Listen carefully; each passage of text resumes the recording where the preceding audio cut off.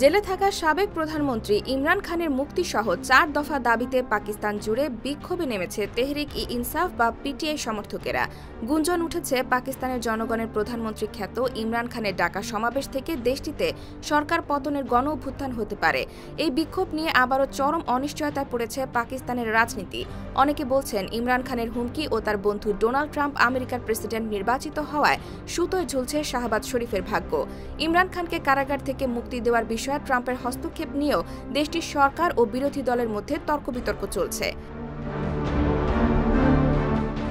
এদিকে জেলে বসে পাকিস্তানের স্মরণকালের সবচেয়ে বড় সমাবেশের ডাক দিয়েছে ইমরান খান, যাকে শেষ ডাক বলেও আখ্যায়িত করা হয়েছে। রোববার দেশের বিভিন্ন প্রান্ত থেকে ইসলামাবাদে বিক্ষোভ সমাবেশে যোগ দিতে গাড়ির বহর নিয়ে কর্মী সমর্থকদের ছুটে যেতে দেখা যায়। নির্বাচনী গণরায় চুরি, বেআইনি গ্রেফতার এবং সংবিধানের ২৬তম সংশোধনীর প্রতিবাদে ১৩ নভেম্বর এই বিক্ষোভের ডাক দিয়েছিলেন ইমরান খান। ২০২৩ সালের আগস্টে ইমরান খানকে গ্রেফতারের পর থেকে তার দল তার মুক্তি এবং ৮ ফেব্রুয়ারি নির্বাচনে কথিত কারচুপির বিরুদ্ধে দেশব্যাপী বিক্ষোভ চালিয়ে যাচ্ছে।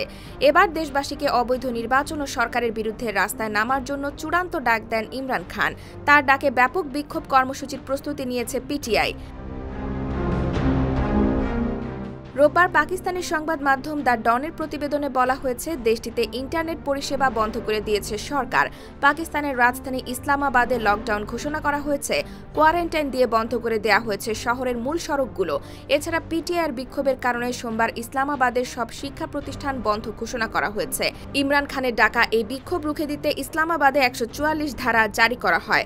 এর আগে ইসলামাবাদে ২ মাসের জন্য ১৪৪ ধারা জারি করে প্রশাসন। নিষিদ্ধ করা হয় সব ধরনের সভা, সমাবেশ ও জমায়েত। এদিকে এক ভিডিও বার্তায় দেওয়া বিক্ষোভ সমাবেশ নিয়ে বুশরা বিবির আহ্বানকে নিরাপত্তা বিশ্লেষকরা বিপজ্জনক হিসেবে দেখছেন। তারা সতর্ক করেছেন, এই বিক্ষোভ যদি সহিংসতার রূপ নেয় তবে পাকিস্তানের রাজনৈতিক অস্থিতিশীলতা আরও গভীর হবে। এখন প্রশ্ন হচ্ছে, পাকিস্তানে কি আবারও এক অভ্যুত্থানের মতো পরিস্থিতি তৈরি হবে? নিরাপত্তা বিশ্লেষকরা এমন সম্ভাবনা উড়িয়ে দিচ্ছেন না। পাকিস্তানের রাজনীতি এখনও অস্থিতিশীল এবং দেশের ভবিষ্যৎ রাজনৈতিক স্থিতিশীলতা নিয়ে প্রশ্ন থেকেই যাচ্ছে। IBTV USA, New York।